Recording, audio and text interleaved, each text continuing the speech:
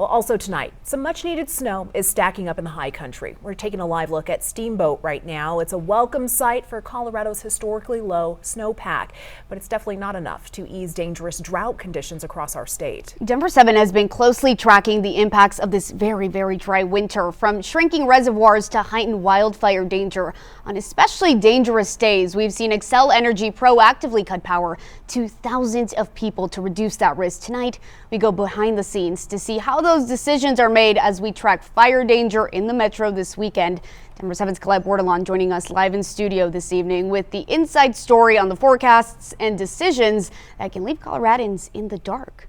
Xcel Energy says it's a very difficult decision to make and one they don't take lightly. But so many of you have told us about food going bad, homes growing cold. So we wanted to learn more about the science behind those shutoffs. This is a handful of fires I started in the simulation world. What William Lastman sees on the screen. This fire would be very easy to put out. Is an idea of what we all could see in the real world. It's harder to predict what's going to happen 3 days from now compared to 2 days from now. Perhaps the only sure bet when trying to predict the future is that it's bound to change, just like Lastman's career path. I got into it a little bit differently than most other. There's definitely a type who's really into weather. He pivoted from his chemical engineering background to atmospheric sciences and has been keeping an eye on the weather for Xcel Energy since the summer of 2024. In December, we were looking at some really scary weather. December saw hurricane-strength winds rip through the Front Range foothills. Then again in January, weather in northern Colorado, those high winds, low humidity, and a dry environment, had the meteorologists at Xcel Energy thinking about one thing: fire danger. The winds are blowing 80 to 100 miles an hour.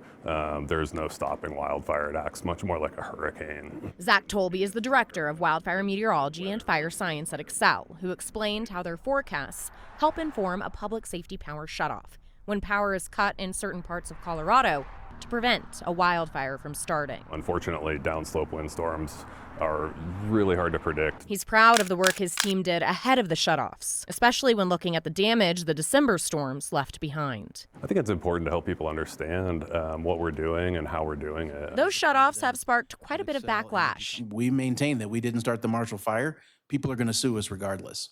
So this is not a litigation avoidance. At the end of January, Colorado lawmakers had their chance to ask Xcel Energy's president about everything they've heard from constituents. That if he had concerns, he should just go to the ER. So I made a phone call to Xcel Energy.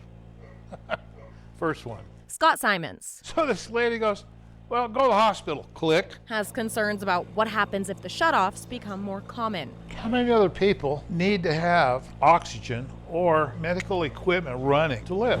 For Tolby, extreme conditions in Colorado only make this work more stressful. Predicting exactly when and where these impacts will happen is still a really big challenge in the science. With meteorologists like Lastman taking on that challenge of predicting the future. Right, we want to be able to see if it starts a fire so we can call the fire department. Forecasts founded in science that the company uses before they make a call they consider a last resort.